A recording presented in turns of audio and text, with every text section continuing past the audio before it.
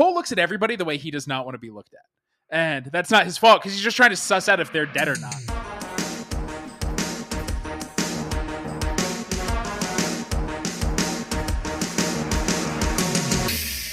Hello and welcome to Movie of the Year, the only podcast with the science and the screaming to determine the best movie for any given year.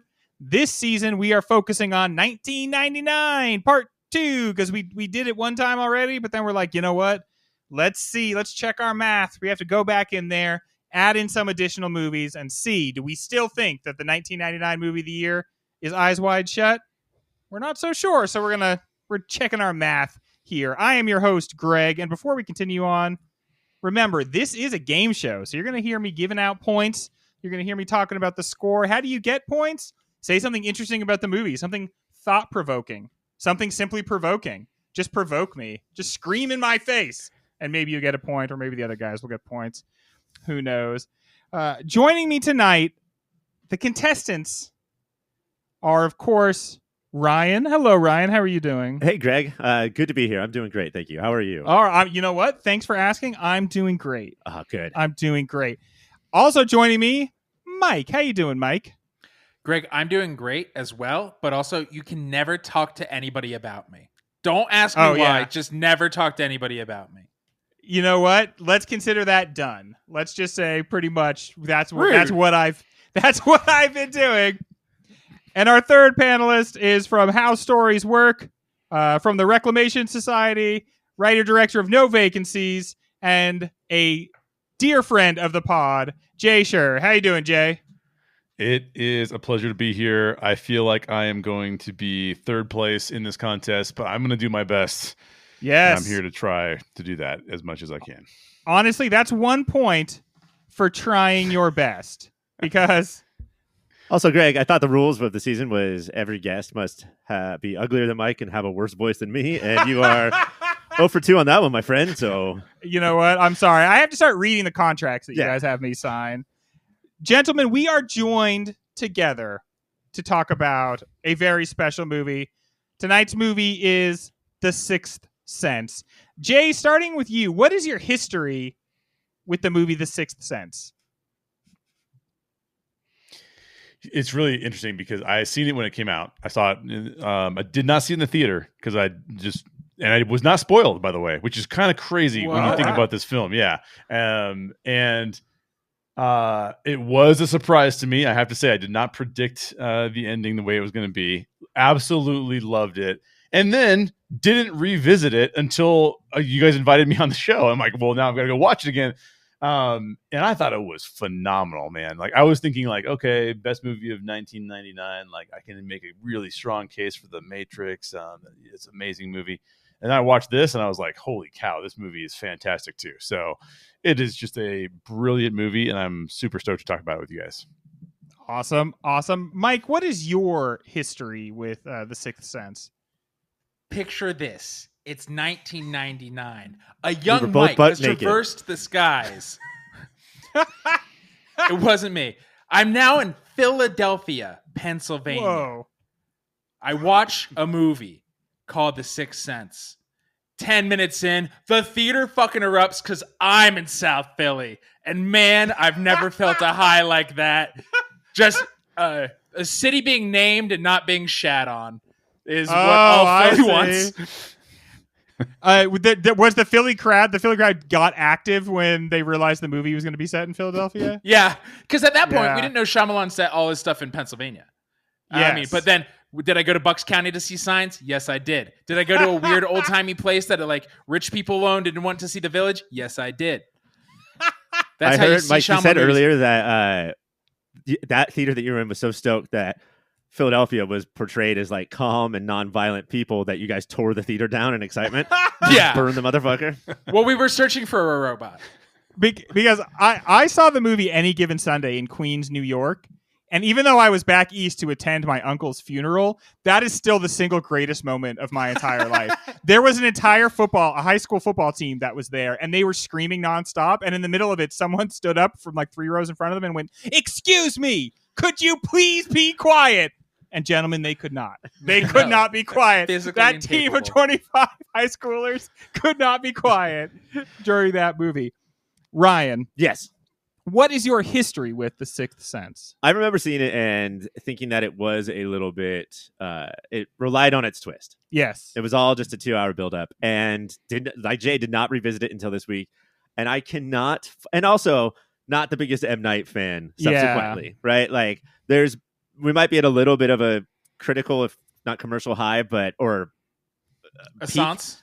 Yeah, but there's been some fucking dogs in there, and Some real stinkeroos, right? We can say it. I always thought that this was like kind of an average movie that went down from there, and I agree that this could be the best movie of 1999. I could not fucking believe this movie. Okay.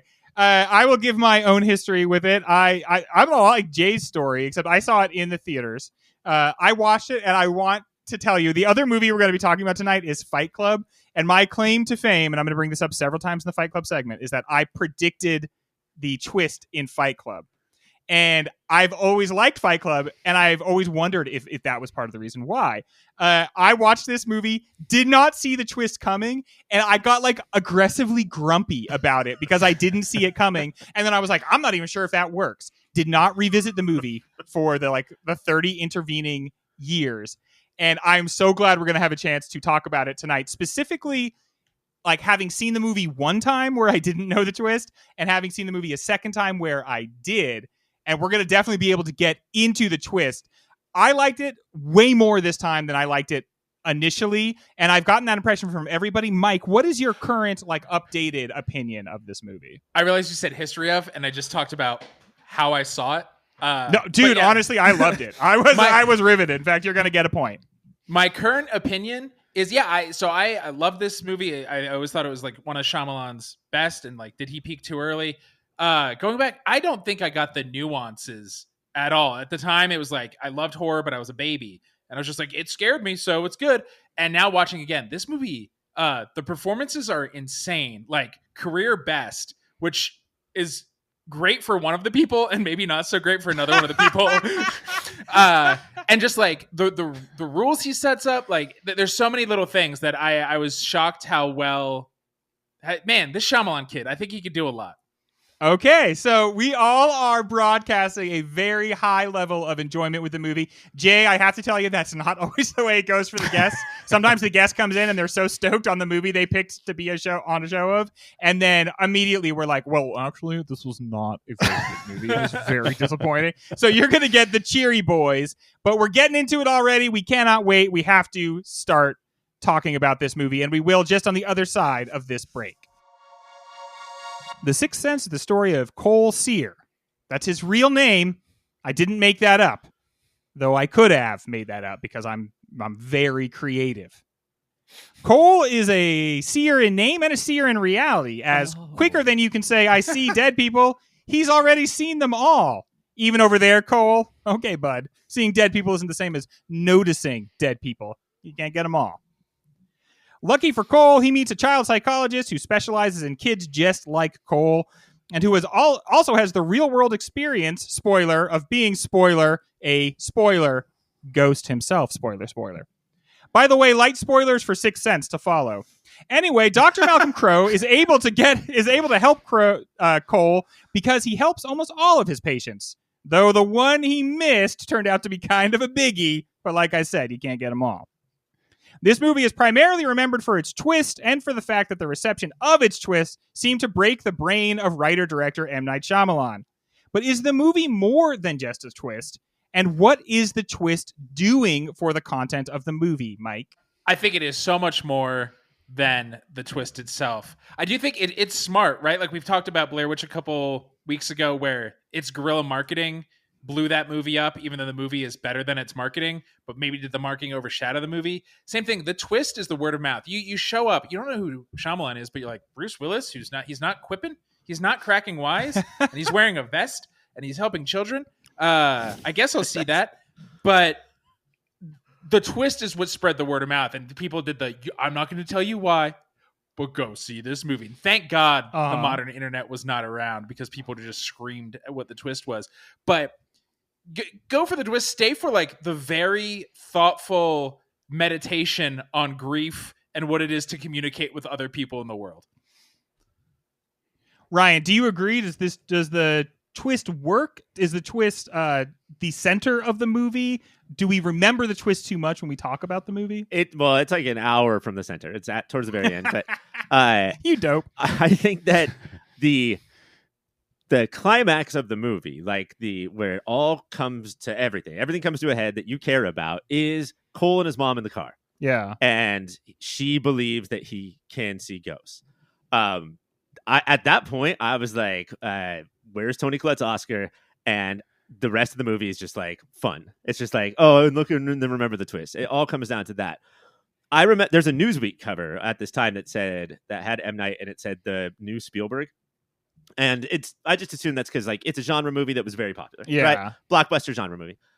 Watching it this time, it is what Mike was talking about the communication and, more importantly, the family dynamics. You know, the dad didn't even die. The dad left the family. That's Spielberg as shit. The dad ran away with another Worse woman. than death. He left. It's worse than death, which is what my mom said to me about my dad when I was a kid. Why didn't he just die? But like that, dealing with that and dealing with, you know, Malcolm coming in and getting in the middle, as Malcolms always do, of this situation. That is everything that's here. That's what shows him to be an incredible writer and have an uncanny knack for like injecting that stuff into these movies without it overtaking the movie and it still being a genre movie. Jay, how did it feel watching the movie, understanding the twist, like going into it knowing that Malcolm Crowe is dead? So I think the twist doesn't work if once you know there is one, you can't go back and see all of the areas that are masterfully done throughout the course of the film. And that's the one thing that I think that I appreciated this time so much is I was thinking to myself, there's no way he didn't break some sort of convention that would have given up the twist, right? But I mean, there's these little tiny scenes where he meets her at dinner and she pulls the check as he's trying to pull the check. And you're like, oh my gosh, like they nailed it. They nailed every single one of these little tiny hints that were foreshadowing the thing that I just didn't see. Was just perfect. So I think the twist does not work if he doesn't foreshadow it. He foreshadows it perfectly. And he's foreshadowing this giant twist in the middle of a film that is actually very character driven. It's not really, I mean, at the end you go, that was a plot driven film. But if you go back, you go, no, it's a character driven film. I just was blown away by the fact that he was able to cover up the twist that way. So I think it's, In all honesty, the plot, like the normal plot, outside of the premise, which is kid sees dead people, the plot starts about 20 minutes before the twist, where they are now like helping ghosts. Yeah. That's like the traditional ghost doc. That's the traditional part of the movie. And there's one segment where, you know, if this was, I think, an average movie by an average writer, that would have happened in minute 25. Yeah. And they would have helped ghosts throughout the entire movie. But it's just these two being together, you know, and developing that relationship that is the actual crux of the movie. And the Misha Barton part is thrilling and disgusting and not just scary. So scary. Not just scary about like with the ghost stuff, but scary about like what parents can do to their kids. Yes. But it didn't rely on that. He was like, look, man, I got the greatest adult and greatest child actor of all time to be together. I'm going to put the camera on them. Lucked out there. And the way he ratchets up the foreshadowing.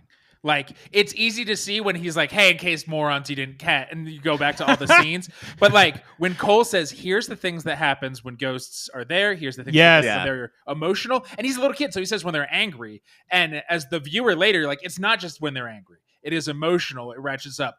But, like, his wife, it's not just, it's the check, but before the check, she puts her shawl on when he shows up. Like, there's all these little sprinkles there. And it's just like, fuck yes.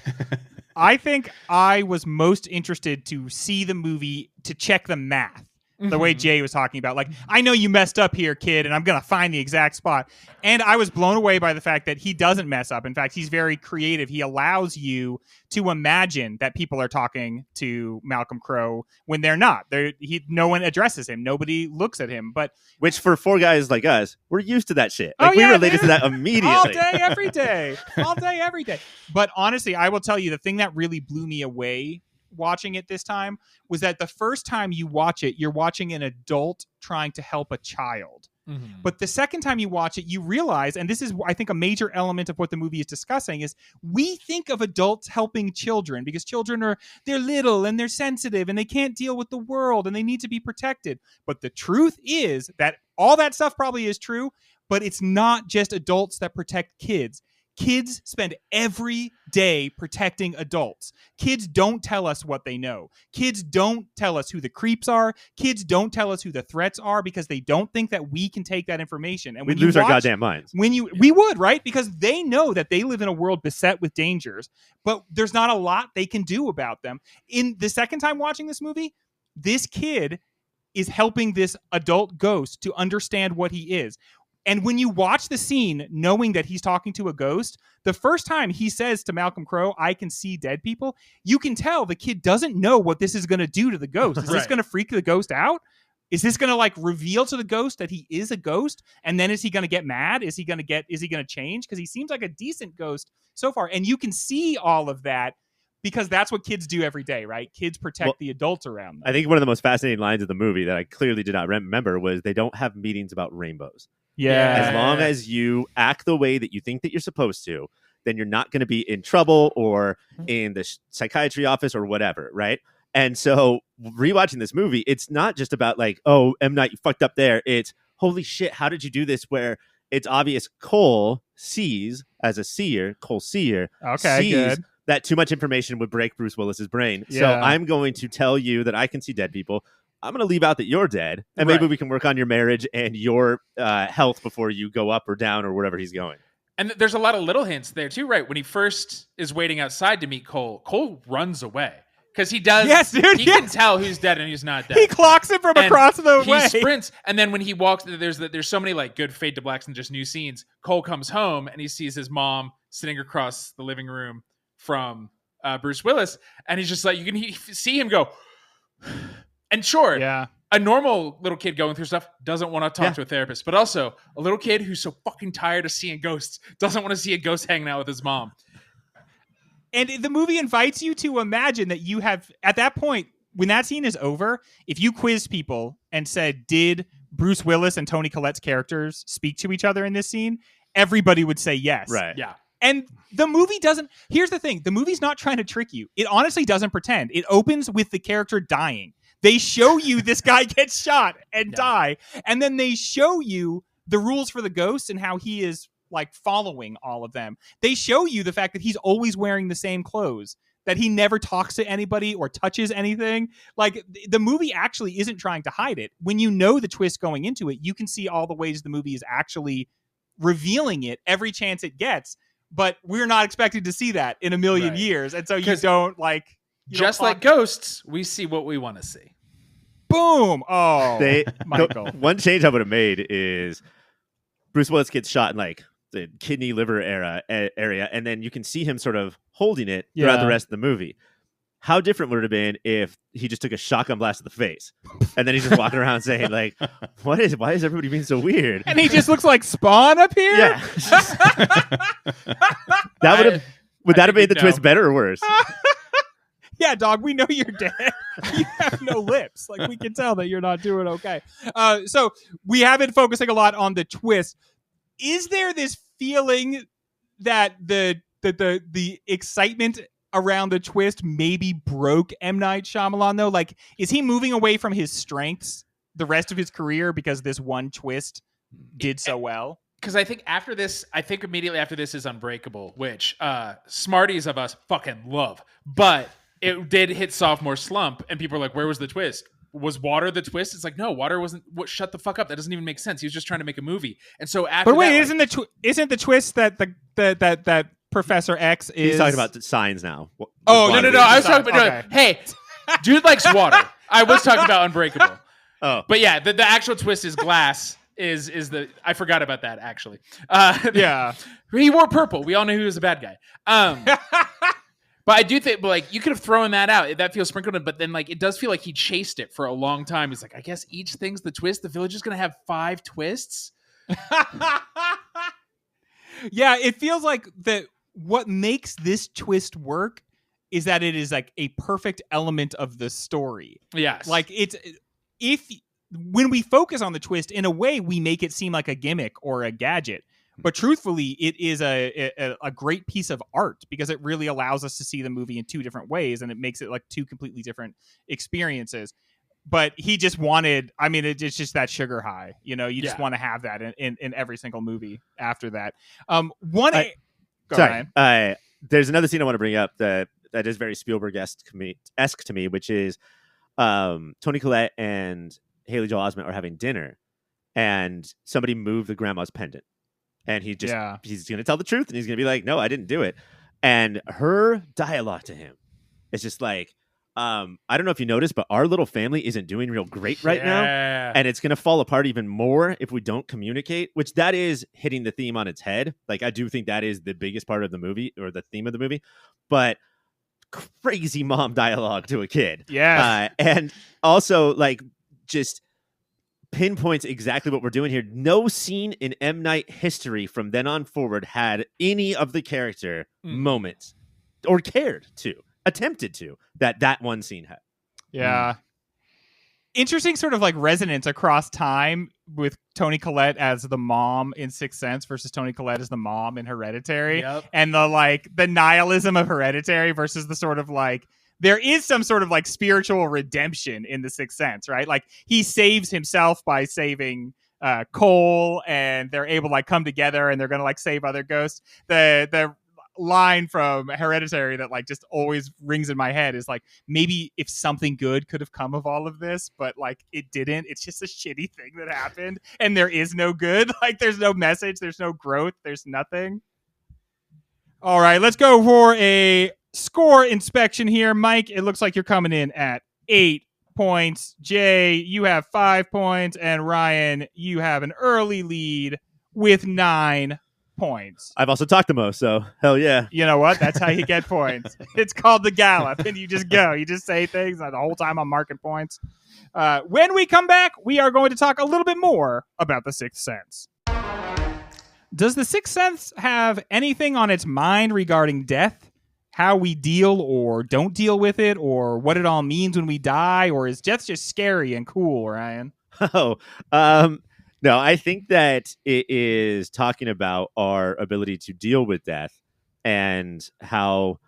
But I think that what's mostly on its mind is the living, right? I think that the ghosts are the genre part, but the ghosts are also representative of these people that nobody can communicate with. Okay. You know, like I do think that Cole is our medium, I would say, which is weird because of how short he is. I just hope he doesn't run away from a prison, because I don't want him to be a small medium at large. Oh! But Son thanks, of a Mike. bitch. Yeah, I think that all represents like who is able to talk to people. The fact that he is able to pull off this marriage falling apart and have us believe that it is, from what we see of it, it is just a normal marriage falling apart, and she has not seen or talked to him in a year. Yes. But that's just the kind of husband he is in his mind. We're like, no, this is what's happening. I think that shows some real past trauma in M. Night's past, or him just understanding it really a lot. And then also the other one is, this is another fucking nugget that I never picked up on, but when he's playing with his toys, one of them speaks Latin. Yes. And that's really helping to underscore the creepy child angle. Yeah. Like he's such a profoundly good actor, and he's a cute little guy, and so like you forget that there's a deep creepiness to him. But once a kid starts speaking Latin, you're freaked out. Then that's Damien coded. He told Bruce Willis that, and I believe Bruce Willis's line was like, "I get why they bully you. You're a fucking dork." But Bruce Willis do they all speak Latin? He says no. He's the only one. Like that is horrifying. That's a horror movie right there, of being the only person, or you can't communicate with everybody. So that's what I think the death really means here. The isolation, the complete. Yes, and the just not seeing the world. You know, like Mike brought up, like you only see what you want to see, which has no resonance today in the bubbles that people are living in. But like, if you choose not to see people, you don't need to communicate with them. And it's not literally see them. It's I choose to not see who they are.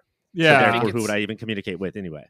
The ghosts and the people being haunted by them see what they want to see, do what they want to do, kick and then slap a friend. The Addams Family. The Addams Family. For those at home, Mike had one tear, wiped it away, and then said the Addams Family. Mike, I was sure that was the preamble to something else you had to say, and then you took a deep breath, and I was like, "Here comes." I had real cogent thoughts, and then my brain went, "Or this." Jay, do you think there is a religious character to the way death is handled in this movie? I do think there is. A little bit of a. I think there is a little bit of a spiritual component here because part of the question is, how do our lives resolve? And we're resolving some of our life throughout death, right? So there's this component, I think, to him reflecting on the fact that most of us will live lives where we have some sort of regret to them. And in that regret, like how do we handle that while we're living? But do we get a second chance to handle it at redemption after we die? So I think there's a component there that, and I think that what he's trying to say to a certain degree is that through the eyes of an innocent person who has to deal with all of this tragedy around him, what does redemption even look like for that person and for the people that he's having to deal with? So I think there's a lot there to be said about spirituality that I think is really, really fascinating. And it's handled really well too, because it's handled through the eyes of a kid who I think it would be very almost impossible to suspend our disbelief if it was another like grown man who was seeing dead people, right? We'd be like, come on, give me a break, dude. I don't want to see this guy see dead people. Yeah, exactly. And instead, what he does is he gives it to us through the eyes of a very innocent kid who's very misunderstood. I mean, the Latin thing, I didn't even pick up on that, but that's a perfect example, Ryan, of how the kid sees the world. And I feel like it's fascinating. I feel like it's actually a deeper film than most people will remember. Yes. Because all we remember is the twist. And yet there's so much to be said for the experience of these folks. And I think too, the last thing I would say about this, I think that it's really fascinating that he gives us a character who has a lot of hubris. I mean, Bruce Willis's character journey is a guy who just won all of these awards, who's then faced with the fact that he's not perfect. And now it's like, wait a minute, I have to now deal with the fact that I thought that I was at the top of my game. I was at the bottom of my game, died at that point to not being able to recover myself. And then the kid helps him get back to that space. It is the character journey is Bruce Willis's character journey. Like I think Ryan said it earlier, but you would think that this movie would start with, oh yeah, this is about a kid who needs to be treated. No. This is about Bruce Willis's character that needs to be treated. And he just so happens to be treated by the kid, which is fantastic.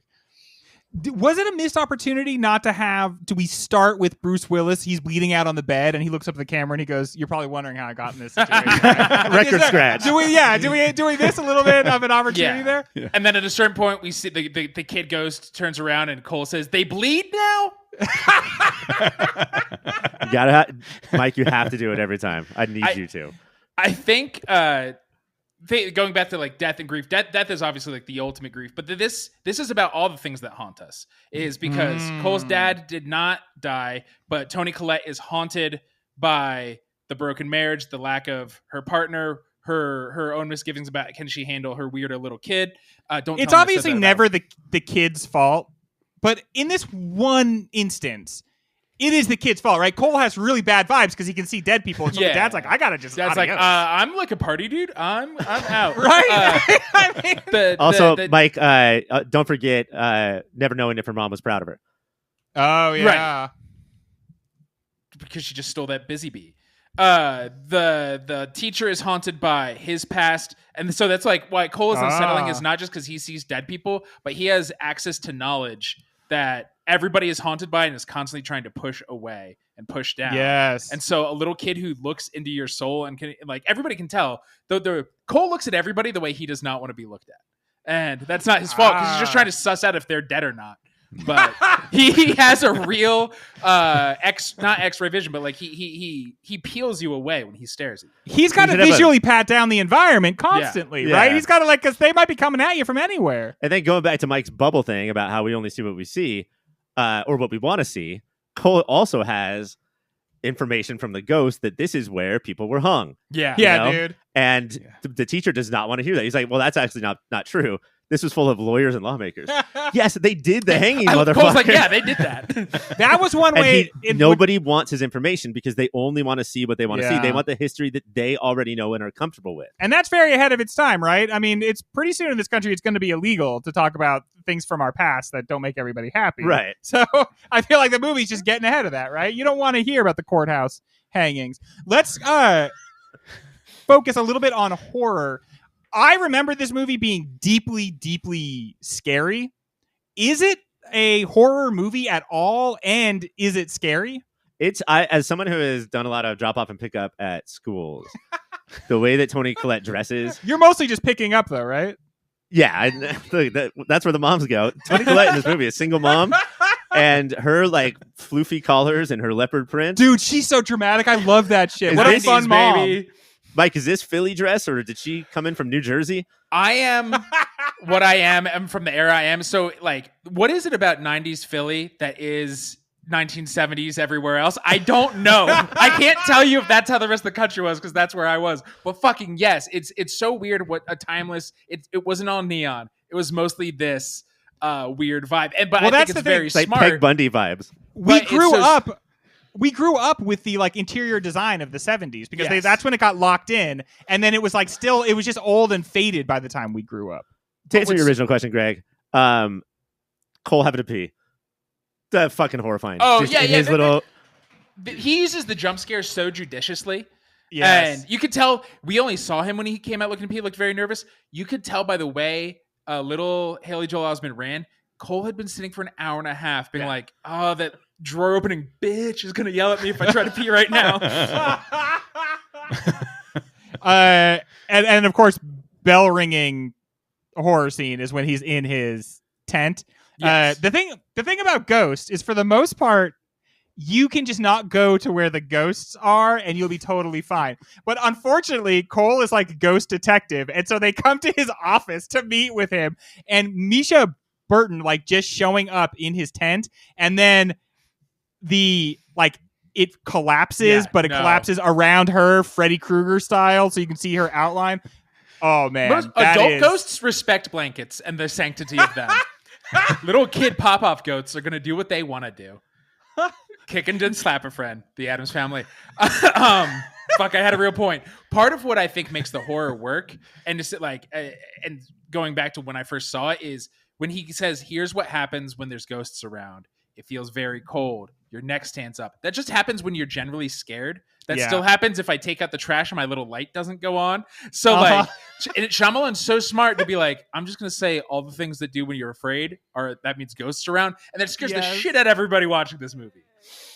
Stephen King is really good at that too. He'll attach like a completely normal thing. He will attach it to something really horrific. And then anytime you see it after that, it'll be like dust bunnies from like Dolores Claiborne. And anytime you see dust bunnies after that, you're like, oh God, that's awful. Mike, do you think this movie changed horror at all? I think it slowed it down a little. Like, I think horror tends to be a pendulum, but before this, the resurgence of horror was Scream, and I know you did last summer, and Urban Legend. It was just like, it was all jump scares and all punchy and all gore. And what Shyamalan did was like, what if we were slower and methodical again? And like, used it like surgically. I don't know, Jay, what do you think? I would actually say that it's a bummer that it's classified as horror. It's not that it isn't horror. Yeah. It has a lot of horrific scares, and it's got a lot of things in it that are defined that way. But to me, it's actually a better movie as a drama. It's just that the horror adds an element of conflict that allows us to really engage with it, right? So we're looking for the next time we're going to be shocked and be like, oh my gosh, I can't believe what this kid is experiencing. It's horrific. But at its heart, it's not, because like you would expect to, if this were truly a horror film, I feel like when Bruce Willis's character realized he was a ghost, it'd be like, yeah, you're a ghost, motherfucker, and you're an idiot, and your life is over and it's terrible. But that's not the case, right? Like the case is that when he realizes that he's dead, he also realizes that he was able to achieve his life's work, but only through that experience. So I think that there's a redemptive quality that is not present in a lot of horror. And and I think because it's almost like a great drama that just has horrific elements. Yeah, that's a good, because there's I don't think all horror, # not all horror, but there's a meanness in a lot of horror, especially oh my god, yes. Horror. There's a cruelty that they're like, I hate my characters. I hate I will punish. Let's watch these people suffer. Yeah, right. And this might be an age thing, but like this is I think the biggest change for me watching it this time is how my heart broke for Cole. I felt so sad the whole time watching him be this isolated little weirdo, and like he is sad and terrified at all time. I don't think I had the amount of empathy the other times I've watched this movie until now. Oh yeah, it's just like it's the saddest viewing I've had. Because the first time you were like a 13-year-old boy or something, right? And so I was also going through that. I also have no friends. Shut the fuck up. Yeah. Jay, I agree so much with what you said about that. I think this is mischaracterized as a horror movie. Now, the something that this movie engages with is a lot of these ghosts can't help but be scary because they're ghosts. And so there are scary elements in the movie, but it is not trying to be horrific. It is trying to instead like have actually compassion for what are these quite literally lost souls and comparing their plight to the plight of so many people. Like the idea, you as the viewer, before you know the twist, you have this idea that Bruce Willis is haunting his own life. Yeah. You see him as a ghost-like figure before you understand him to be an actual ghost. And so I really do think that, that sort of like moves it out of the horror range, even if it is a deeply scary movie at times. And the tension is really, that's what gets you. I mean, you once you see a little frost come out of someone's mouth in this movie, you're just like, oh God, I can't do this. I dread this. Because you hate the cold too. Like cold is scary, yeah. That's why we leave on the West Coast. All right, let's get a score update here. Mike, it looks like you have 20 points currently. Jay, you have pulled up to 18 points. And Ryan, you now have 16 points. When we come back... You got a little quiet there near the end of the segment, bud. I was pissed at Mike for what he was about to say just then. When we come back, more Sixth Sense. Willis playing against type and Haley Joel Osment's first film. How do these two carry the movie together? Is it a story of friendship, mentorship, acceptance? What do you think, Jay? Yeah, I think it is. I think it's actually a character journey about two characters who are struggling to live with the consequences of what they're given. Right. One is a kid who feels like I can't deal with the world because the world around me is too dangerous. And then one is a guy who thought he solved the problems of the world. And then actually learns, no, you didn't. You really screwed up one kid who then shoots him, and then that moves him into a journey of saying, like, well, what does it look like to help people? Because maybe I didn't. Maybe I was a failure in life. But the performances themselves. I mean, first of all, there's not a bad performance top to bottom in this entire film, which is even the doctor at the ER. I felt like that guy was maybe out of place, maybe sort of stuck out a little bit. The guy working the night shift? Yes. The M night shift? Dr. M. Night Shyamalan, maybe. I'm not quick enough with any kind of joke to be even qualified for this show. But yeah, but that I think that the two performers. Now, I do think we've seen from Bruce Willis this ability before, because I think actually Tears of the Sun is a performance that is underrated from Bruce Willis. He later in his life, he started, and we now know that this is because of all of the problems that he's had health-wise, but this was like top tier performing without having to do much. He doesn't do much with this would be so easy to overperform this role that he's playing, and yet he's performing it in these like little motions with his as a first time director with the film that I did last year.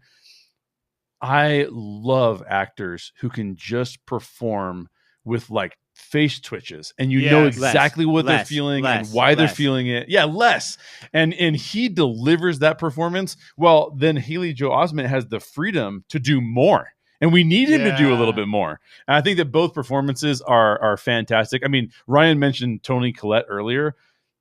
Talk about phenomenal as the mom who's trying to advocate for her son, but has no understanding of what he's going through whatsoever.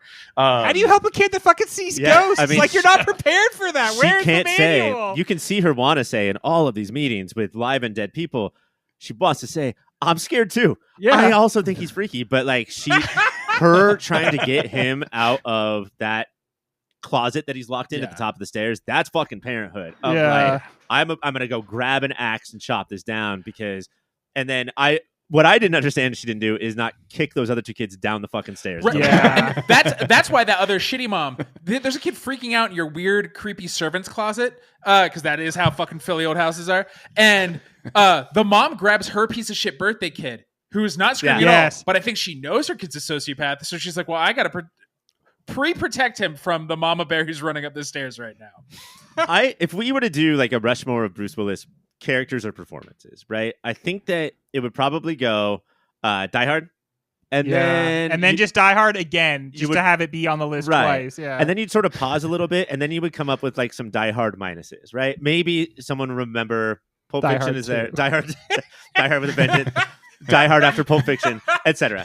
But this is it, and I think that like if there's so many actors that could have done this role, which is just a Disney.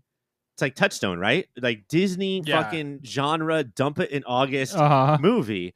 And his brand. You know what I read today? There was an Entertainment Weekly 134 movies to check out this summer. And Sixth Sense, released in the summer of '99, was not on the list of 134 movies to check out. Well, that pitch is so classic. Like, oh, this is almost straight to DVD, but you put it in theaters, right? And in so many actors, like they would have just come off as lazy, but for him, because he had this like debonair, charismatic, shithead, quip personality, we get to compare that to this, and then we're like, "Fuck, man, he's doing it," and he's really letting Haley. I'm sorry, cook. The two scenes that, and there's a lot of scenes, but the Willis scenes that pop out for me is one right from the get. And I think it's so smart having it there, is he's funny, but not in the way Bruce Willis can be. He's not quippy, but he is like flirtatious funny with his wife. He's being silly and drunk. And so he's like a charismatic guy. And so you're like, and I think he does that so well. And then the scene that blew me away for both of them is Malcolm and Cole are in the hospital. And he's like, do you know how to tell stories? Which is one, haha, Shyamalan. Everybody sees what you're doing, M. Night. We're gonna let you get away with it. Stories need twists. Cole fucking says that shit. But it's Malcolm telling the story about himself in a way. He's like, it's not a dumb kid, but I still have to soften it a little. And then Cole taking in Malcolm's story and being like, well, he was vulnerable. And like the breath Haley Joel takes right before he's like, I gotta tell him I see dead people. Like the two of them are so quietly. It's come time to tell him. So quietly, to quote Ryan Cooking, I love this whole movie. It's the quietest movie we've ever done on this show. Everybody's whispering the whole time, and it's making them like act better somehow. Because they're reserved. I mean, it's like what Jay was saying. It's like everybody has to find the truth and express it in a minimalist way. I mean, even it's all washed out. I mean, the colors are all washed out. It's, fall, and you really feel that. Everything seems kind of drained from this movie, and so you need these really subtle performances, because anything big is gonna look garish. The motherfucking score, like outside of the jump scare moments, just the score doing this thing of treating the movie like it is somewhere in the genre field, but also like this melodrama along the lines of Ordinary People, and only, it's really autumnal. Like it feels like it's autumnal as fuck. Yeah, it matches like the city that we're in, not the neighborhood that we're in. And I just like the score does such a good job. The other thing, Mike, you brought up the here's how you tell a story thing. The other one that fucking killed me was the penny trick that is done like 3 times in the movie, with the penny being right in front of you the entire time. Yeah. Just pay attention, please. Where the penny starts is where it always was, just like Bruce Willis being dead. Fuck yeah, man. You know what that means? It's time to go to the speed round. Now, we know, spoilers, because of the twist, that he's dead the whole time, but we're still on his side trying to scare away that guy who's come sniffing around his wife, right? It's only next fall. It's a little soon to take advantage of a grieving widow, poor man's kid from American Beauty, who I thought that was at first. It should have been Henry Bloom or Max Fisher as the person going for her. I just love the like yelling at the guy from the basement. Like, you are literally a ghost. You're like, get out of here. If I die before my wife dies, and the fact that, and like she goes on to find new love, is something that I have never said to her and will never say to her. Yeah. I will haunt both your asses. Oh no. I always say to my wife that there's no, it's like daily. It's never too early to move on. Like, just like go live your life, be free. But if I'm a ghost, I'm screaming at every dude that comes around. Especially that guy had bad vibes. Like, that was not the one. And it's because he's trying to, like, she's like, still, this is day 364. Get the fuck out of here, bro. I love too that they make him, they don't make him inherently skeezy. They make him like, oh, he's doing helpful things, but it's almost like you dislike him more for that. You're like, I could at least respect you if you were sleazy, but no, dude, like you're still trying to be a good guy. Like, fuck you. If you had the decency to have like a spider neck tattoo and always be like wielding a butterfly knife, dude, then I would. If you come in here like Shooter McGavin, right, spending more time in the sand. Like people on Baywatch, that's one thing. Yeah, but if you're gonna come in hands, shooting an invisible toothpick the whole time, if he just keeps referring to her as girl, like a respectable dirtbag, like a Philadelphian, like a true Philadelphian. Okay, how different, Mike? Let's go to you for your expertise. How different is this movie? Philly in the fall, what a beautiful city. Imagine this same movie. It is August 18th in Philly. How is that different? It's everybody's angry. The kids won't stop popping wheelies on their electric, not road legal scooters and quads. Batteries are flying out of kids' toys and throwing themselves at people.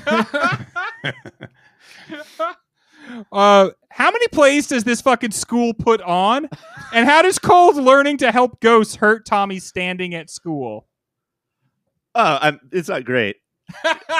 But why? I don't understand. Cole, is it just Cole's more confident? So if Cole was that dirtbag we were just describing, always bragging about how he helps ghosts, but he's a sensitive boy. But he, in the 18th play of the film, Cole is now Arthur and Tommy's the village idiot, and the rest of the school seems to be like, good. Like, we're glad. Is it they all saw his shitty cough medicine ad? Like, I don't understand that part of it. I have to say something. I think in this movie, there is this presupposition that if you were in a cough syrup commercial, you were the king of your school. And I think that is the opposite is true. I think if you're the kid that's in one commercial that everybody sees, that you actually get mocked relentlessly for that, and that nobody is nice to you about it. I think West Coast, you are a king of the school, because I went to school with 10 kids who were in commercials. Yeah. And they were pretty popular.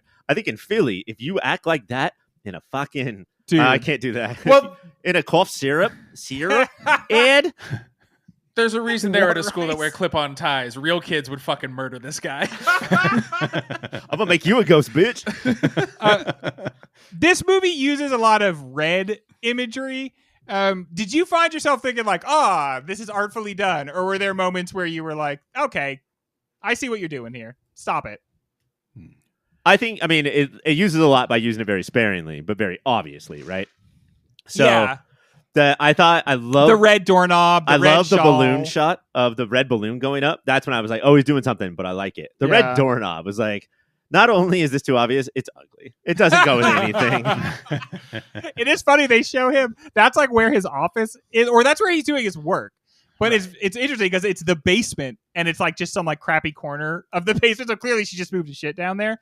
But it's funny, you see him try to get in there multiple times, and he can't, and he rattles it in a real ghosty way. Yeah, like. But that's because he's now realizing that means that every time he went to his office over the last year, he just walked through the chest in the wall. Yeah.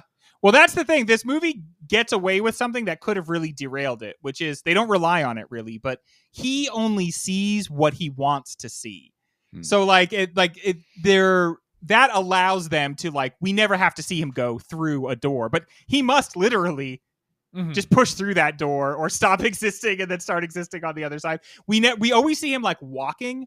He's always moving, but he's never just been hanging out somewhere really. I do think the red is very effective though at the mom who's poisoning the kids. And the reason why it's really effective is because she's not even wearing black for her child's funeral. Right? She dressed up for the funeral like it was going to be a cool thing. That's incredibly psychotic and I think really well placed in that scene. Mike, I remember one time we were talking about horror and you said something to the effect of what's great about horror is that it gives you something to fear that's not real, or that it takes the scary emotions and it kind of closets them away in this fake space. The thing that I have come to understand about horror though is all of its scares, it's always a monster with a big cleaver or something, but it's always I thought you were gonna say cleavage. But the thing that it's always linked to some real life horrible thing. So what is so scary about the little girl ghost is that it's a two-pronged horror. One, she's fucking scary as shit. And then two, she's attached to something that is real. Yeah. Munchausen by proxy is a real thing and still happens. And so it's I don't feel disconnected from the horror of the world. I feel like horror highlights the horrors of the world. Yeah. I think elevated horror, good horror does that. Bad horror is now Freddy's fighting Jason. What movie is that? Aliens X. Oh, what a classic. Let's get a score update here. Mike, you have 25 points. Jay, you have 28. And Ryan, you have 23. So we are going to be talking about another movie tonight. And that other movie is going to be Fight Club. That's, of course, because we are reprising our 1999 season. We're doing this a second time. And so for the ones we already recorded episodes for, we're just having a very brief little discussion about the old movies. And tonight is Fight Club.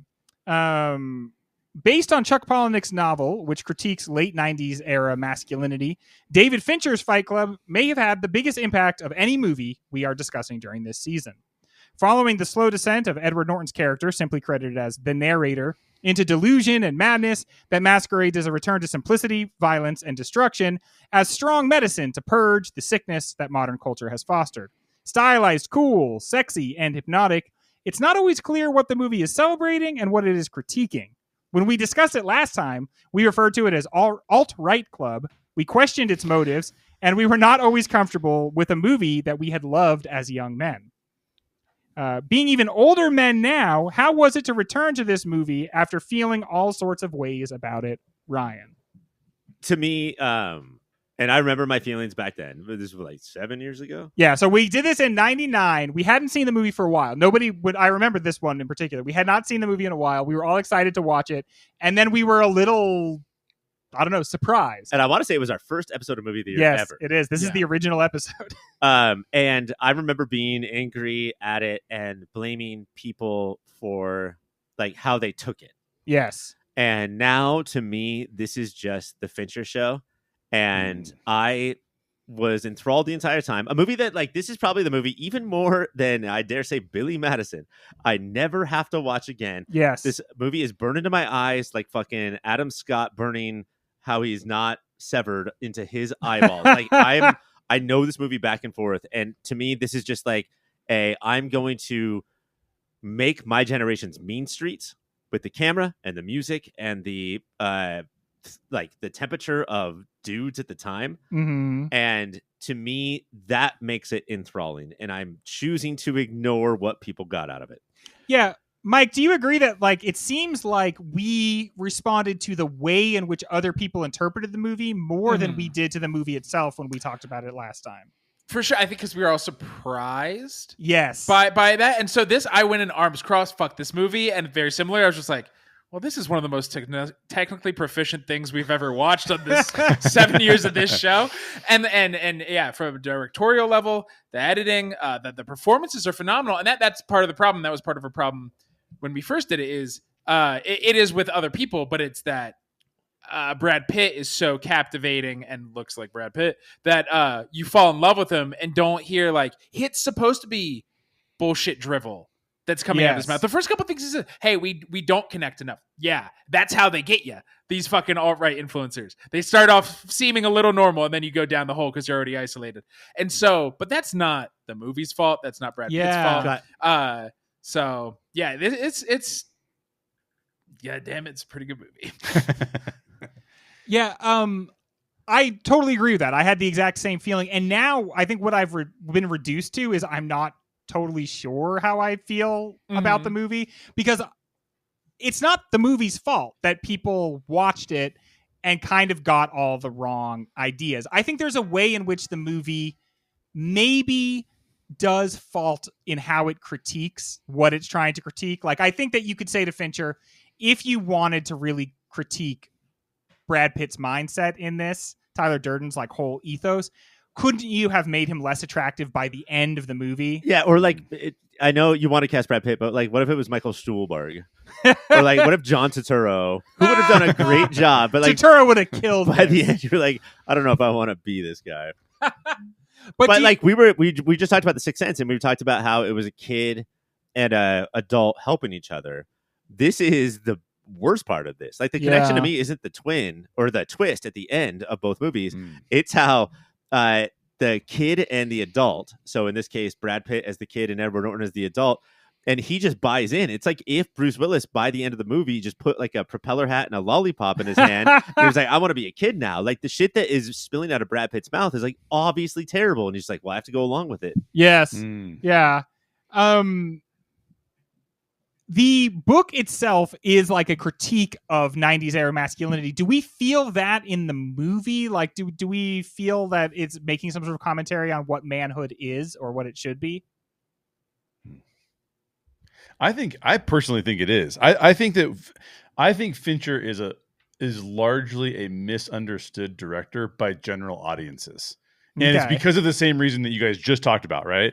You could go, one of my favorite movies from the last few years is The Killer that came out on Netflix. Phenomenal movie.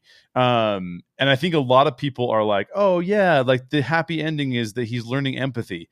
And I'm like, no, the happy ending is his life has been crushed by the weight of his own viewpoints being shown to be false, and the things that he repeated to himself to be false. And I actually believe that the end of that film, I have a whole YouTube video about it. I think the end of that film is he's going to die, because I think that there's enough hinting at the fact that like he's basically being murdered at the end of it, which you can go watch my video on YouTube.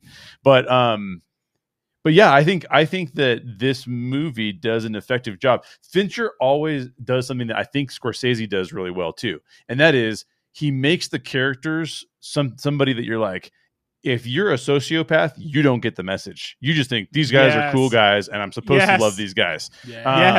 But if you really dig into it, you're like, no way. Like, the social commentary here that we put these people up and support them as if they're heroic when they're actually tragically flawed human beings that we should all look at and go like, that's a problem. I think Fincher is amazing at that, but unfortunately general audiences do take it wrong. So, but I do think it's, if you take it for what it is a very articulate criticism of masculinity in the 90s for sure.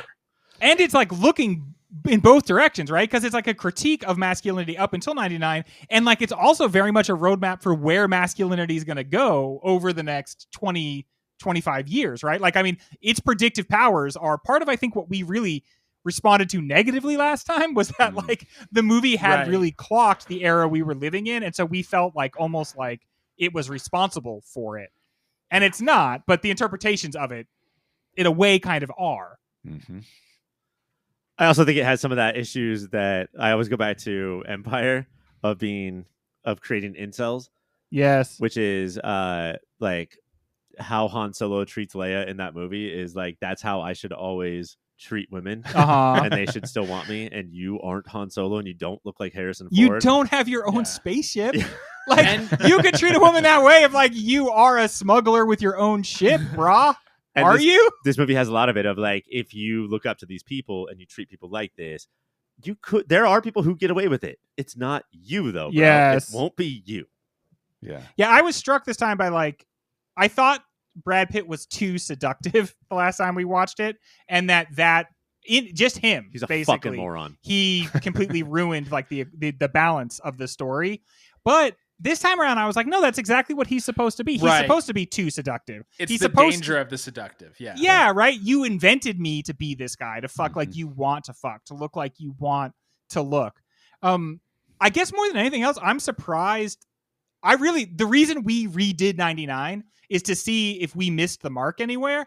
I feel like we definitely missed the mark with this. When we talked about this movie in our original 99 season, I feel like we kind of blew it. We kind of did not, like, we got the message and the messengers, we got all Well, we were too woke. Like times have changed. Shane Gillis is hosting the ESPYs. Like all our fucking And it reviews doesn't on matter. iTunes are right. It doesn't matter if he's bad at his job. It's everybody else's fault. I think the problem is, like, we want to be objective. We try to be like, this art is art, but we are at times, and it was not. We started the show not that long after fucking douchebags in polo shirts were marching down Charlottesville, and That's so the- like, Yeah. even though we're like, but we're not. That's not in our heads at all. Like, it was just like, I don't want to. It was so new. Yeah.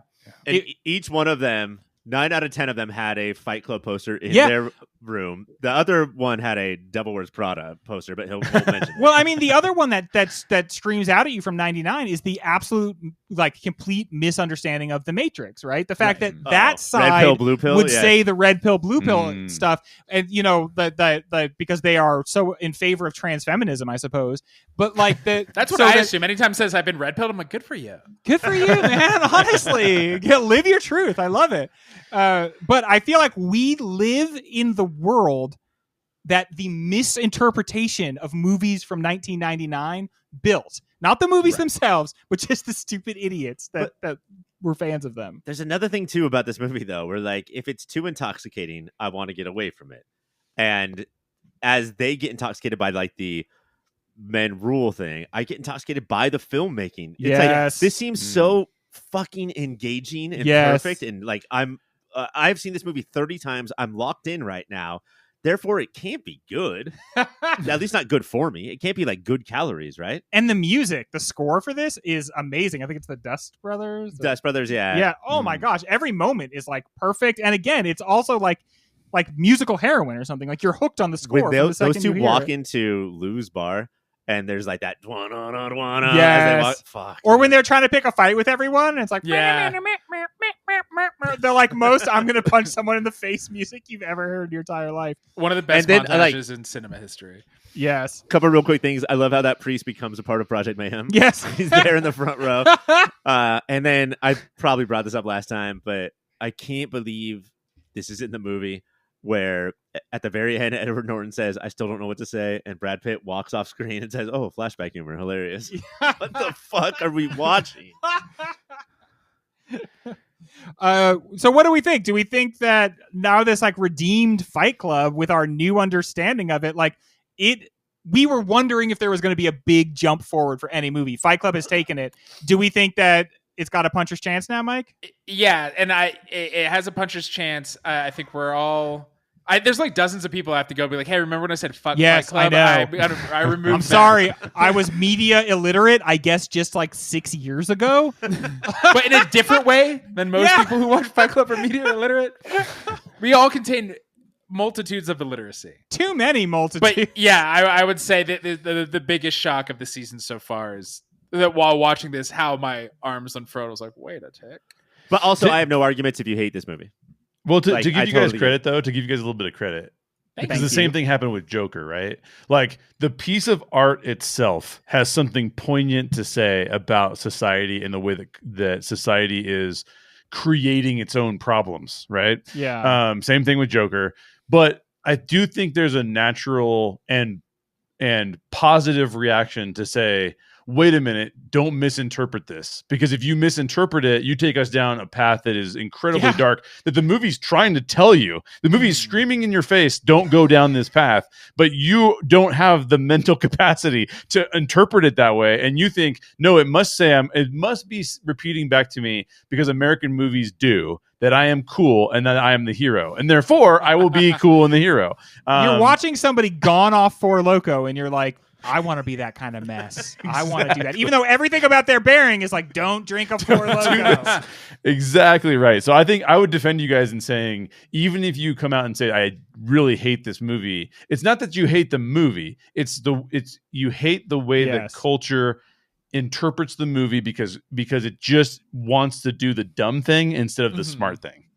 I hate the idea that, honestly, Project Mayhem is our cops and firefighters. Right. That's the thing that fucks me up. And that's why I got upset last time, because that line of "we guard you while you sleep," that's who runs this country right now, is the people that guard the politicians while they sleep. It's basically like Jack Nicholson's speech from the end of A Few Good Men, of like, oh my God, the scariest people are the ones in charge.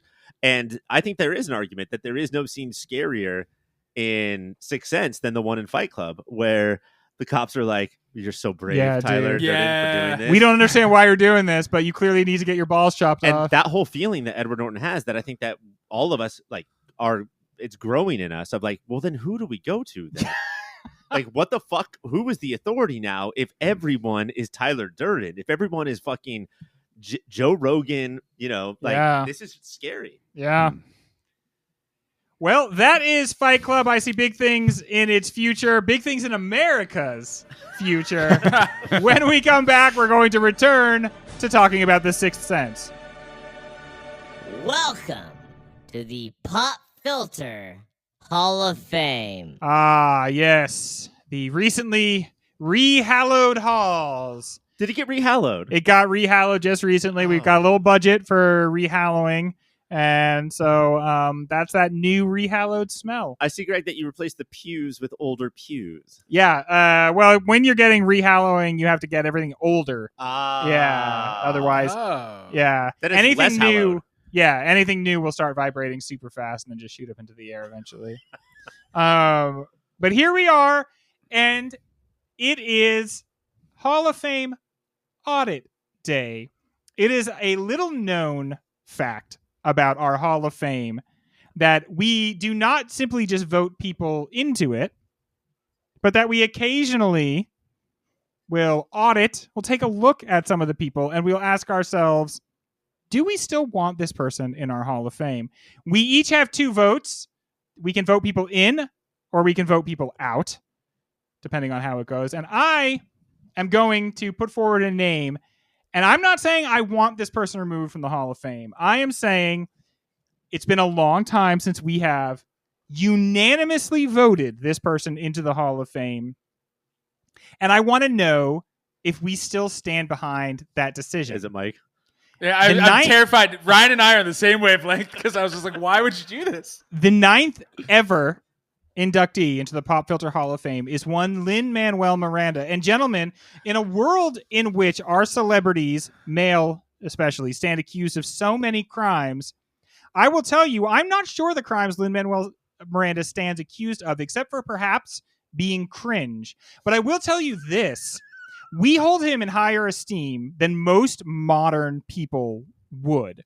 And again, I'm not saying that I want him removed from the Hall of Fame. I'm saying I have 4, I would say at 2 years at this point, asked myself, does this still represent us? Like, do we stand behind this? Again, I think his only crimes are that he's too earnest, that he maybe uses the same handful of techniques in his music. Maybe he's been overexposed. Maybe do you think that he should go to jail, or at least go to camp, or go to hell, or go be scared stupid. I just want to know. That's the one I meant. Does he have to go to some other Hall of Fame? So, gentlemen, I do not bring you a name of someone I would like to see in the Hall of Fame. I bring you the name of someone I would like to confirm his standing. Here's my thing, and you're not saying you don't. You are saying that you don't want him out. I'm saying I want it discussed. I want it discussed, and I don't know which way I'm going to go. Like sometimes when we bring someone, Sure, I get that. I don't know. I don't know what way I want to go myself. I want to hear you guys talk about it. Maybe we can, like, it's so late and he's so down that we might be able to be on the other side of this. Okay, I love that. We were a fan before everybody went back to enjoy him again. Have you seen Moana 2? I have. There is no clearer indication of what he brings to a Right. project than the difference between the movies Moana and Moana 2. That's almost not Is he not a Moana too? It's not a movie. Like it's like several He's ideas not. that they sort of like stitched together, but every time it goes to a song, you're just like, Jesus Christ, this is awful. It is off Broadway. Let's throw a show, like a group of friends throwing a show, which is disgusting to think about. The other thing is that I'm worried about how fat at least Mike would be, and maybe Greg, if Lin-Manuel Miranda did not exist, because I know how much Hamilton was on the exercise tape. Oh yeah, that's in for the day. sure. That is for sure. Yeah, that was a gym must. Right. Yeah, definitely. So just for that alone, I think he might belong. All right, very good. Well, we're not. Mike, do you want to sound off on this before we move on? Yes, I would love to. We're not saying. Well, my stance is we at times in our lives, because if these are the people that made us young and old, Yes. we at times have been incredibly cringe. And so just to be like, I don't know, this musical theater guy's a little too cringe. Fuck yeah, we're fans of musical theater. It's cringe is interwoven in its DNA.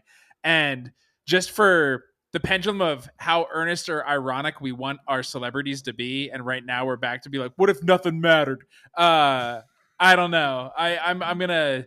It's dorky, and is he the one I'm proudest to tell people is in our Hall of Fame? No, but fuck yeah, man. I say. Well, let's think about it. We're not voting yet. Yeah.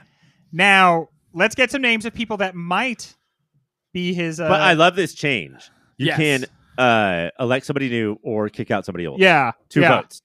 It's a rarely invoked clause, but I think what it's gonna help is gonna make sure that we stick with the times. Because I'll tell you, like, we have some people on the Hall of Fame that we love, but like if they got like credibly accused of something, we want to be able to go in there and scoop them right out. Right? True. Yeah, In yeah. the Hall of Fame is not the band The Cranberries, but the fruit cranberries. Yeah. Because that was a funny joke that time we recorded. And we got very excited about it. So maybe that could go someday. One I of our stand behind favorite that. performers. Delicious, nutritious, and also fights the UTIs. What are you gonna Yeah, do? well, You pro Oh, UTI? my wife bought a cheese roll, but it was cranberry flavored throughout. Okay. Every cracker is more delicious than the last. So no, they're staying in the Hall of Fame. Mike, who do you got? I walked up and down these really recently Rehallowed? Rehallowed. Thank you. 4 words got trapped and said at the same time. Recently hallowed, rehallowed Hall of Fame, and I was shocked that this gentleman, because I was first thought I was like, nah, come on, you're an idiot. I think Bruno should certainly be in here, and he's gonna hunk that Bobo into our hearts. Like we have the same. Bruce Willis. Gentlemen, I don't want to tell you how close we came to 3 dudes all shouting Bruce Willis at the same exact moment, but I was like halfway through writing my notes about him when I was like, you can't. It's going to be all 3 of you. See, there's a thing in the. I appreciate that. There's a bust in the hall, and so I was confused, and so I did all the research I could, did all the control Fs I could, but that's because Die Hard was the movie of the year of 1988, Okay. and that's why the Okay. bust is there. But Bruce Willis Is the reason why 1988 and not in the Hall of Fame. Yeah. Crazy. Now, something we haven't talked about on the Sixth Sense show is how Bruce Willis can't fired the director and the producer and all of the cast and all of the staff of a movie that he was making with Disney. 2 weeks into shooting.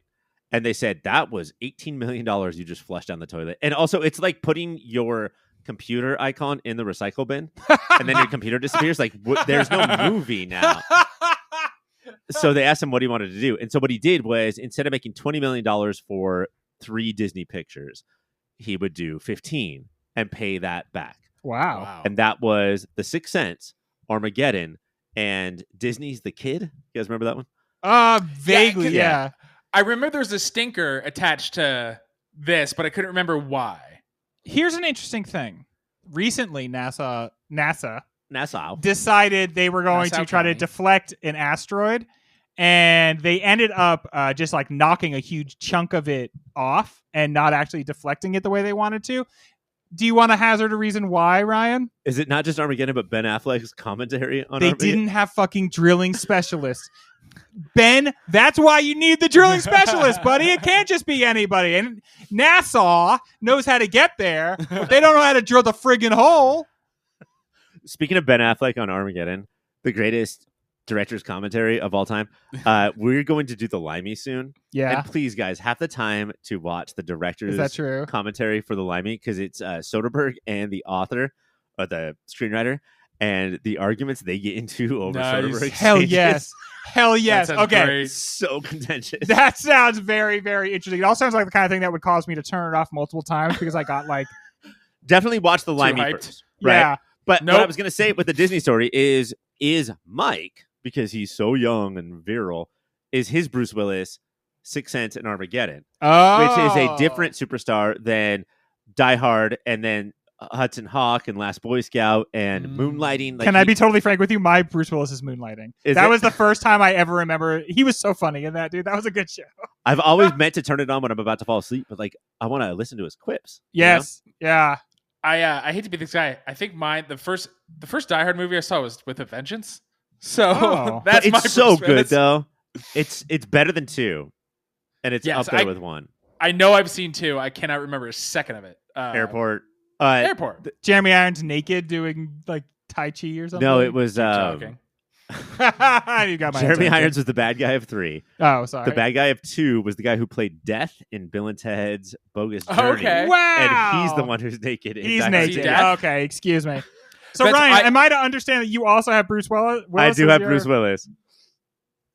Okay, highly unusual. Mike, I kind of cut you off there. Is there something else you wanted to add? The Jeremy Irons from 3 that's burned in my head is because Bruce was on the payphone and he's to run around New York and answer riddles and figure out he turned New York into an escape room. It's absolute Yes. hell. But one of the riddles is I met a man on my way to St. Ives. I met a man with 7 wives, the 7 wives, Right. had 7 sexes, 7 sex, had 7 cats. It's the 4th grade riddle. It's one of those things Yeah. where it's like Yes. the Batman with Pattinson, where it's like you should have hired a different person to write your riddles because these are actually fucking stupid. No, but like I love it because you can always think about it's like playing solitaire over somebody's shoulder. Like you can always think about the answer when you're not on the clock. Right, when there's not Yeah. a bomb And so about to blow up a whole of Harlem. Right, and the other one is you've got like 3 different holders of water, and like it's a 1 gallon and a 4 gallon. And you have to make 3 Right. gallons. Like that shit that like will melt your brain if you're under the clock. That's true. One thing I like to think about is like part of why we enjoy movies is like they reveal our lives back to us. And I was thinking that while we were watching Fight Club this week, and I was just like, how many minutes, if you line them all up, have I watched characters try to defuse a bomb? Something that will never happen. It doesn't happen in real life. It happens nothing like what they show in movies. It's a completely fictional experience. This idea of you have to pull one wire or Right. everybody dies. And I've seen that probably 2 solid hours of people making that decision. Brad Pitt's best performance in Fight Club is when he's trying to trick Edward Norton into Oh like no, what- not the green. Yeah. and then he pulls the right one, and or Brad Pitt's so pissed. He's like, "Fuck you," and then kicks him in the face. Wow. Okay. So first, I want to start with Lin-Manuel Miranda. Gentlemen, I have asked us to search in our souls. Do we want him removed from our Hall of Fame? Only 3 unanimous votes will do it. Mike, what do you say? No, I'm trying to make sure I get the question right. Yeah. No, is he I out? don't want to vote him out. I keep him in. Ryan, do you want to vote him out? I don't love it either, Greg, but I'm going to say no. I don't want to vote him out. And I will say this. I have to be a little more skeptical about my own opinions about things based on what it was like to watch Fight Club this week and realize just 6 years ago I had been completely stupid about something. So I'm going to say I'm glad we had a chance to check. His talent is undeniable, I think. if you don't like his personality, that's because he's a huge dork. And you're like, people tend to not like dorks, but there's nothing about him that means he should be voted out of our Hall of Fame. Hamilton still rocks so hard, even if we are weird centrist libs that, And also, I think if you did Moody with Jay from this episode and let's say Nate, who was a common guest on the show, they'd be like, fuck yeah, that was lame. But me and Mike, man, just two fucking Broadway stars at heart. And I would not say I'm a centrist lib. I want to burn everything down, but I can appreciate the art that is Hamilton while being like, that's the biggest fucking reconstructed history, you revisionist fuckface. Yes. But man, when he had a Washington reference, interpolate Biggie while he's rapping, hell yeah. Come on. Okay, so up next, we're going to start with Mike. Your Bruce Willis. Mike, do you vote for your own Bruce Willis? So is Ryan's Bruce Willis early era and mine is late era? Or No, how are we doing? I'm just messing around. There's only one Bruce Willis. What if I voted no right now? Weird. That would be so messed up. That would be deeply messed up, especially because you have an extra vote because two of us have selected Bruce Willis. Yeah. I of course vote yes. Ryan? It's yes. This is one where you just hit Control F a few times and you're like, did we just say Willits in here? What's wrong here? One you cannot believe. And all it takes is watching a movie with him in it. And it's like, holy moly, this guy has to be in our Hall of Fame. Yeah. It literally makes no sense that he's like the 30th person in it. I wonder if it's Spielberg theory. Do you remember how mean Ryan was to me when I put in he's too obvious? Yeah. Yeah. It almost feels like that. But the fact that my personality is 1/3 Bruce Willis, 1/3 Bugs Bunny, and 1/3 current Donald Trump, I think that he has to be there. Well, congratulations to Bruce Willis. If you haven't seen Looper, go check out Looper. Yeah, Looper. Just an amazing movie where you get basically Bruce Willis and a Bruce Willis fan doing a pretty good impression of Bruce Willis. What a fun Make-A-Wish. That is it for Hall of Fame. When we come back, we're going to give this movie some awards and make recommendations. Awards. Ryan, how many Academy Awards did The Sixth Sense win? Don't know. Nominated for, I think, 2, 3. Okay. No, 4. Toni Collette.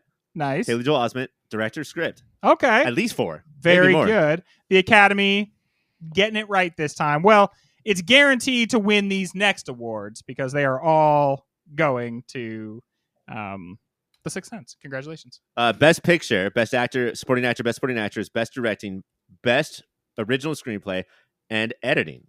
Okay, well that is decent. All right, so starting off with Director's Signature Moment. Mike, there's so many to choose from, but is there one moment from this movie that you were like, man, this really kind of sets the tone for M. Night Shyamalan? This might become something he's kind of known for going into the future. Is there anything like that in this movie?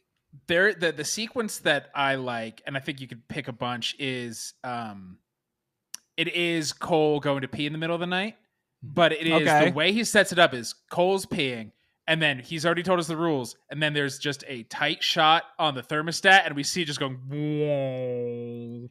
And that's where I literally out loud just went, shit. That, and then the flash of the robe, which robe's not that scary, but that flash of the robe, and then the drawers start opening, and we already know drawers opening is not good in this house. Yes. And that just quick sequence, it was just like, this guy fucking knows what he's doing. Okay, very good. So that hallway scene, the hallway fight, Ryan. Yeah. This is a hard one for me because I want to choose something that I see throughout his oeuvre, right? Oeuvre, yeah. And I cannot believe. So let's. You know what? That's a point right there for oeuvre. Oeuvre, yeah. Let's leave the writing aside. So just as a director, I've never seen him do anything like this ever again. The blocking in this movie, the shot where Cole hands the dad the box from Misha Barton, and then we get the dad's point of view as Bruce Willis in this very jam-packed house is still single, alone in this shot, even though the room is full, and Cole walks to him, and then they walk away. The big shots from tall buildings and stuff, where we just see these tiny people in this big neighborhood that all work so well. I don't recognize this director from future movies.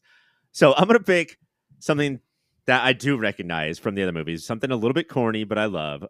Just Cole's swipe of the religious figure. I don't know if it was Jesus or who it was from the church, but he's like, oh, I'm going to need this one for my collection. And the way that it's played is a little bit corny, a little bit funny, a little bit touching on, like dancing on the themes of the movie. Just like you got to do what you got to do in order to resolve your issues, even if it's a little illegal or sacrilegious. That to me is his sort of sense of humor. Yeah. And he himself is kind of like a Christ-like figure, right? He sort of takes on, like, he's innocent himself, but he takes on this burden of like everybody else's sins and pain, you know? All right. Very good. Jay, what do you think? So I'm gonna answer this question in a way that's maybe not a signature at all, but I found it incredibly fascinating because since I've directed a film, I'm now paying attention to things I never would have paid attention to before. Sure, yeah. And there's a scene, the scene we talked about earlier, where Bruce Willis and Toni Collette are sitting across from each other. Haley Joel Osment's character comes in, Cole comes in, and then his mom leaves, and he's left there with Bruce Willis. And M. Night Shyamalan does something in that scene that I don't think I've ever really seen before, and yet it's really effective in that scene. He actually gives us the POV of Cole when Bruce Willis is asking him questions about, hey, you can take a step away if I don't get it right. You can take a step toward me if you do get it right. And most people would just keep that in the 2-shot and kind of go back and forth behind Bruce and behind Cole. But instead, he gives us a POV shot from Cole when he's stepping back, and Bruce Willis keeps getting further away from us in the camera. And I don't think I've ever seen anything quite like that. It's almost sort of so strange in the film that doesn't have a lot of POV shots. Yeah. But it's also very effective in isolating Cole from him when he's not on track with the right questions. So I thought it was a really bold choice, and I'm going to pick that one as my choice, as being like, wow, that's a really bold choice that I would not have thought you made, but you made it, and it actually works real well. It's an amazing scene. It's got so many things. Bruce Willis's face in that shot you're talking about, Jay, of like, what the fuck? No, I'm good at this shit. Because he's on a roll, dude. Yeah. He's like on fire. Yeah. Wait, what do you mean? Totally. Like I won many awards. And it so perfectly manifests the problem, right? Which is, this works on everybody except for kids that have this one problem, which is that, like, I'm not thinking that it's going to be ghosties, and that causes you to get further and further away from me. Exactly. And I have to figure out some way to get this type of kid closer to me. Oh my God, I got ghosties again. I got ghosties again. The other very Spielbergian thing is, like, find the tension. And what is the tension here? In that scene, it's a close-up on Cole's shoes and leave them right there. And then we are, like, we're watching a sporting game. Are they going to move forward or backwards? Yeah. Well, I'm going to give that one to Jay. So it also engendered a lot of very interesting discussion. Up next, this is a movie from 1999. Things have changed. Things are a little bit different. It's also a horror movie. Somewhere in there, something is going to cause you to cringe. Mike, when are you cringing during this movie?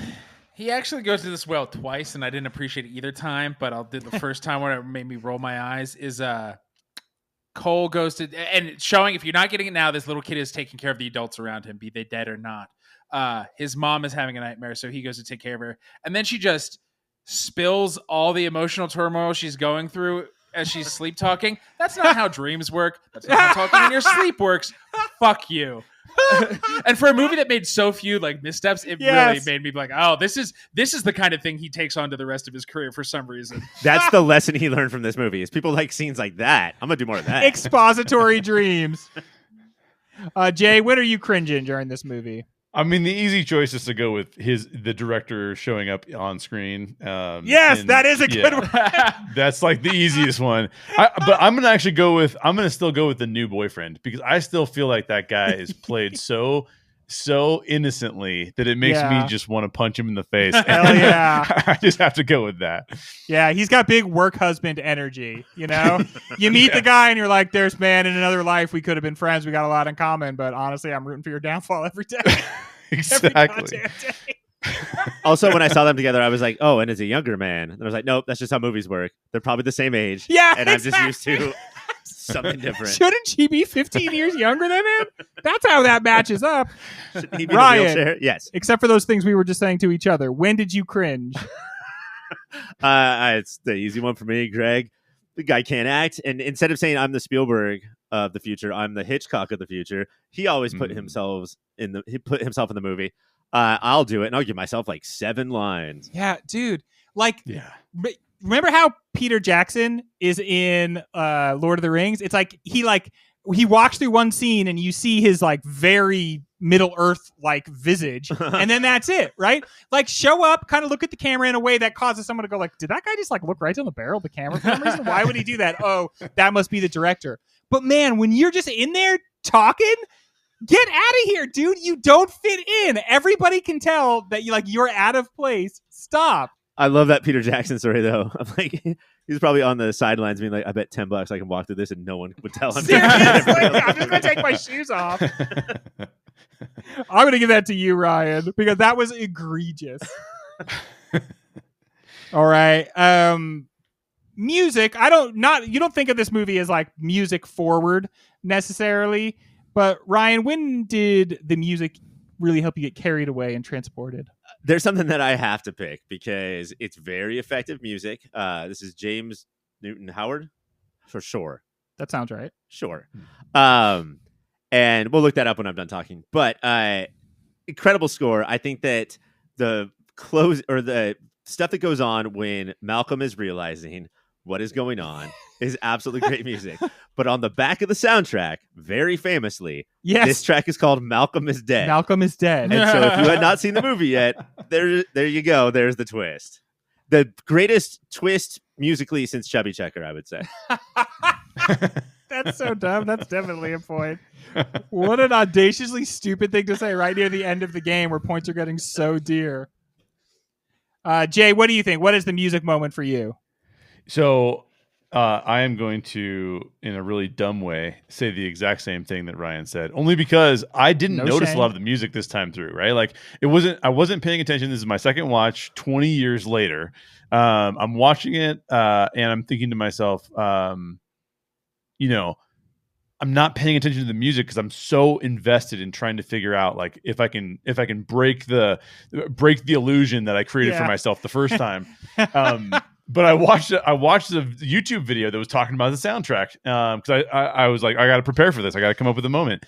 And the way that they described that, like, it goes from like being this sort of chilling horror rendition of what could be happening to this like epiphany of, wait a minute, maybe it's okay that I'm actually dead and maybe I've actually completed my mission now.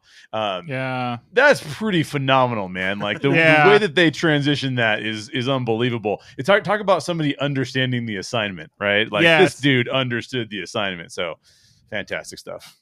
I love it. Mike, what do you got? So I can't just fucking say that part too, right? Like, you literally can, Mike. You literally can. That is the best part. But I'll also talk about like, and Ryan's. I've already forgotten the guy's name, but that was his name. James Newton Howard. But it's I'll take the run to the church where it is kind of like dramatic because Cole is scared, but it's also kind of jaunty because. Malcolm, he's a little kid with a big backpack. I'm going to help this little kid who's running, and I felt very Spielbergian. Look how afraid of the world this kid is. I gotta chase him down. This kid's running from me. Should I track him down if we haven't met yet? But yeah, I think that jaunty run.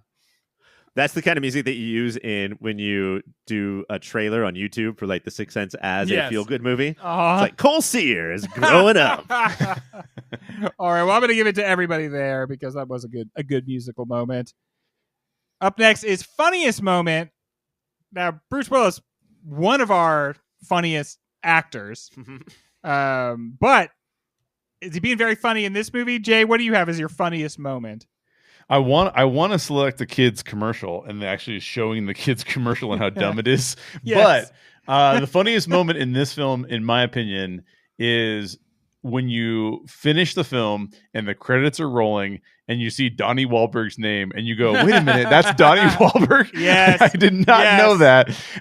That's my funniest moment is when the credits roll and you see that was Donnie Wahlberg. He lost 40 pounds just to do that. Do you know how many Wahlburgers you don't eat just to lose 40 pounds?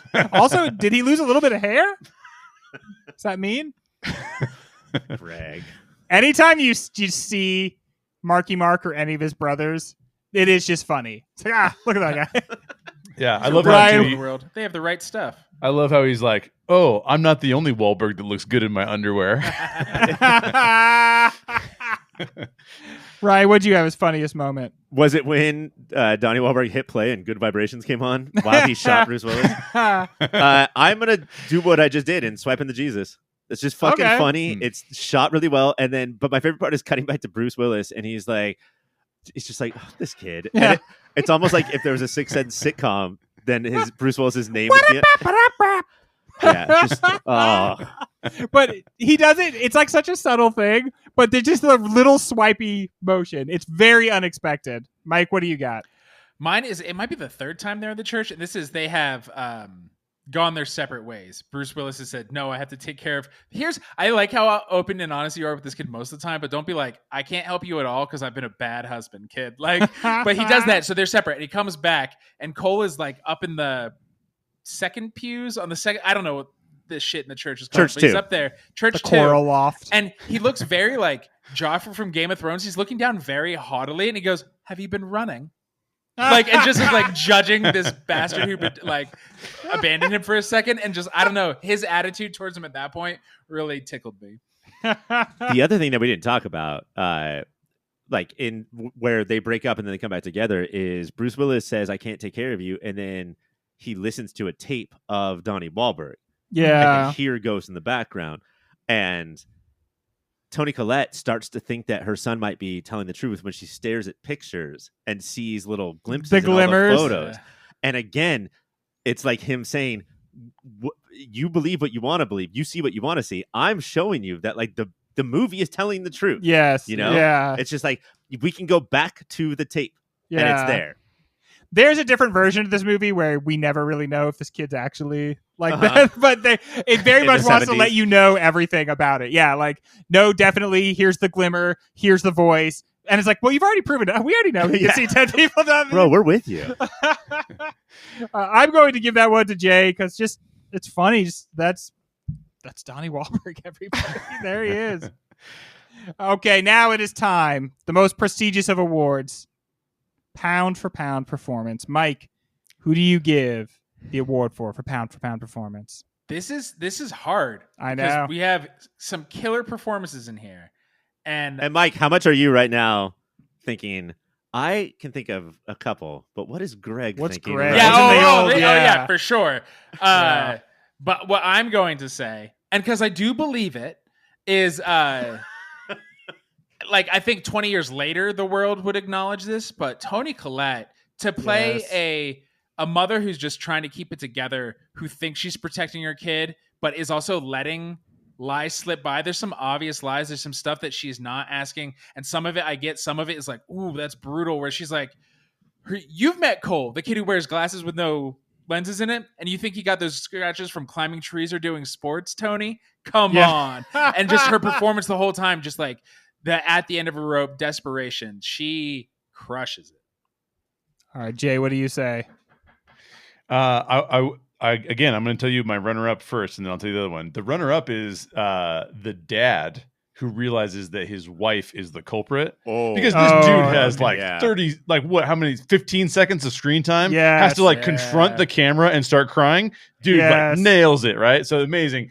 But again, I will say that just like Bruce Willis and his wife, if that dad had maybe talked to his wife over the last year, he might have figured out some clues. Oh, yeah. I know. Exactly.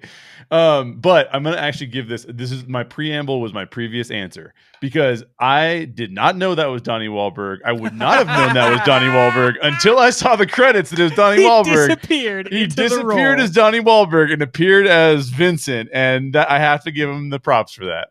I love it. Ryan? I fucking love rich people. They're always like, oh, our jewelry's over there. Bitch, this is not that situation. Yeah. Like, there's something else going on right now.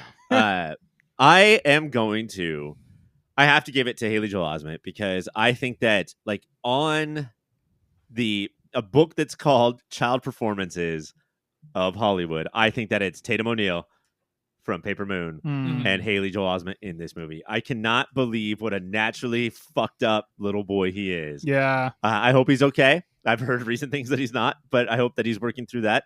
I heard Bruce Willis used to call him every week.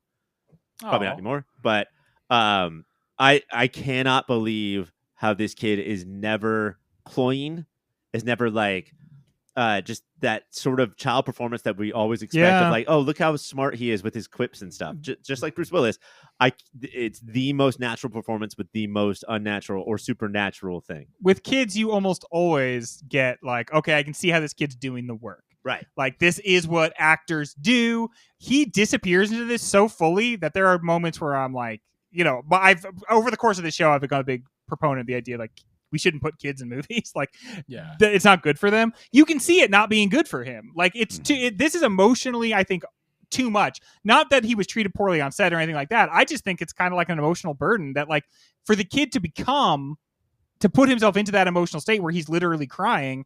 I don't know. There were times where I was like, your performance is so good, but I want to protect you. Yeah, I want to hug you. Yeah. And, allegedly, he has the best, most supportive parents in the world that like really did a good job. But there's a quote from Toni Collette after the premiere where she says, like, I did not know that was a horror movie. Yeah. And I don't know if that's some Gwyneth Paltrow as Pepper Potts shit. Like, I was just high the entire time, and who knows? But I think it's partly because of his performance, and it was just a mother and son drama. Yeah. And every time he asked, Mama, what are you thinking? Like, was so heartbreaking. Like, how do you fucking do that, kid? Oh God, the mama, like the mama A on the end as of part word. of his like creepiness, right? Like, even as the audience who's in love with this kid, he still has these moments, like the mama, or like the looking down at Bruce Willis from like the second deck of the church, and just being like, he did manage to be off-putting. And that's the thing is that like he's going through so much, and we automatically transform him into an adult, right? Like, he's handling this pretty well, so he's very capable. And then when he shows how young he is, it's fucking heartbreaking. It is. It really is. I was thinking Toni Collette, but Ryan, I'm gonna give it. This is the premiere. And also when we did the show about Paper Moon, the Tatum O'Neal performance is just very clearly they just screamed at her until she said the lines exactly the way they wanted. Paper Moon's a lot better if you don't read the behind. Yeah, the scenes exactly. story about I'm going to say this is the greatest interpretive performance by a child artist of all time, and give the point to Ryan there. Let's go to our recommendations. I'm going to go first. If you love stories about ghosts and spirits that maybe still have a mission and have unresolved work to do, there is a podcast by my podcast BFF, although she's never met me, Jamie Loftus. It's called Ghost Church. It's about spirituality, the religious craze that swept the United States near the end of the 19th century, and swept the world, really. And then spiritualism continuing to exist in the modern era. Jamie Loftus, part of what I really like about her and the way she approaches things is she doesn't judge spirituality. She doesn't judge spiritualists. She just goes in there and it's just like, I'm going to learn what people get out of this and why. It was super informative to me. It taught me a lot about American history, and we have a conversational podcast where we get together and we just shoot the shit. She makes like basically essays and histories, and I just think that she's one of the best at doing that. And if she ever wanted to be on the show, she could come be on the show, right? I mean, we would open invite, Jamie. Ryan, what do you have by way of recommendation? I am going to recommend something that stars the actual best performance of this movie, even though I stole the point. Muriel's Wedding is a movie that came out like 5 years before this, starring Toni Collette. And it is, if you guys have never seen an Australian, most Australian movies that hit this across the 3 or 4 ponds that we are, they have this thing of like, Australian people are the best, Australian people are terrible, and they just make fun of them and also rise them up at the same time. And I think this is such a good starting point. If you watch this, you're like, I'm glad that she got famous, but she should have been a fucking star. Yeah. Like, it's about this lady, and she was the ugly one, right? She plays the ugly one in this movie, which is sort of just how movies work because she is Toni Collette. She's beautiful. You got to be that beautiful to be the ugly one. Right. But all she wants to do is get married, and she keeps fucking it up, and her family keeps fucking it up. My Big Fat Australian Wedding would be a way to describe it, but so much better, so much more on point than that movie. Love it. Jay, what do you got by way of recommendation? Well, if we're looking at movies that were like, you gain a quintessential understanding of the director and what the director is attempting to do, and like building a brand around that, I would recommend Jordan Peele's Get Out. And if you haven't seen Get Out, like, you have to see Get Out. I mean, like, it's not a twist ending, but it is an ending that keeps taking you deeper and deeper down into a societal issue that is incredibly relevant and really poignantly done. I think it actually, the way that it twists, it's not a twist, but the way that it tricks you into like, maybe like, oh, maybe this isn't what I think it's about. Oh, wait a minute. No, it is what I think it's about. And then it's just very artful in the way that it does that, and phenomenal direction from Jordan Peele with that. So Get Out is my recommendation. I love it. Excellent.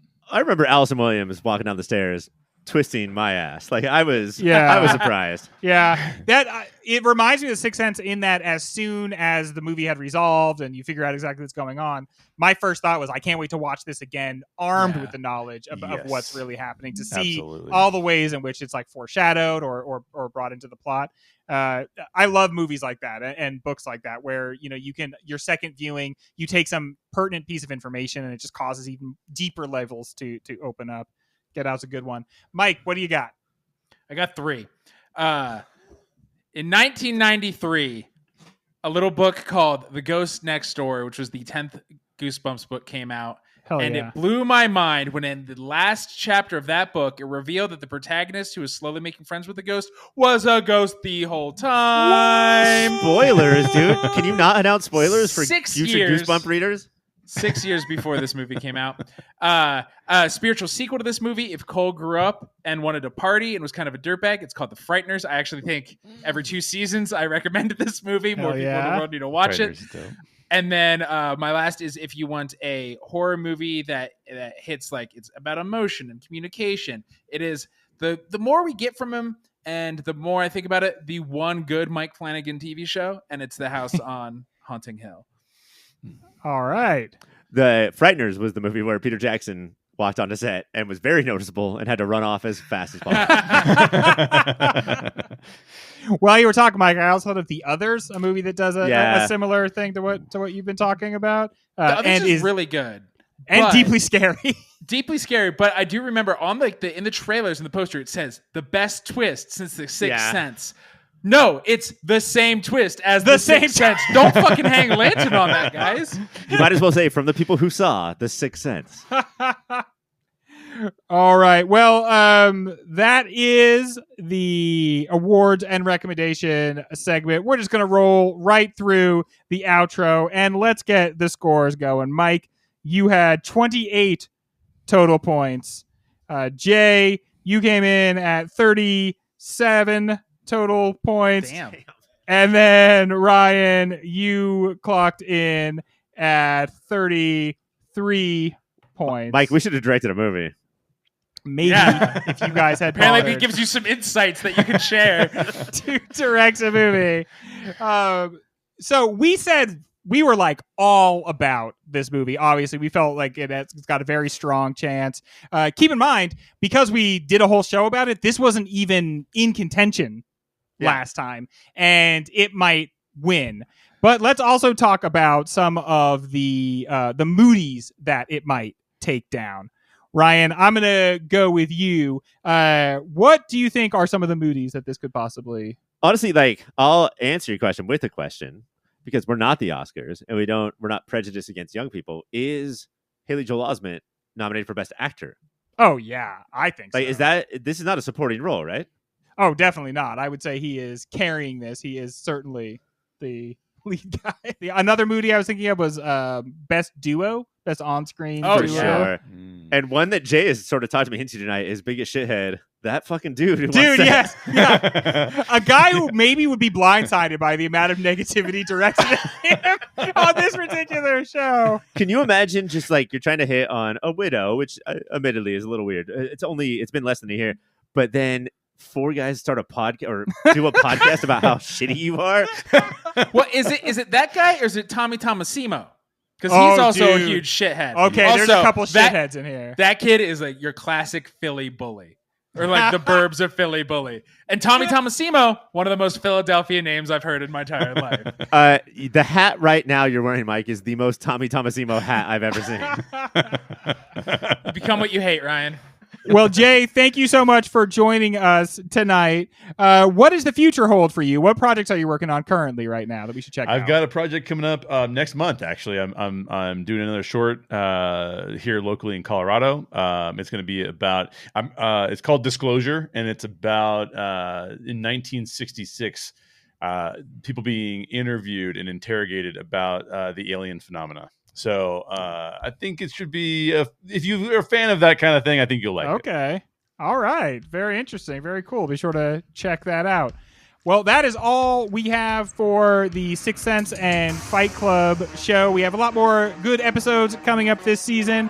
But until then, do me a favor, will you? Keep watching those movies.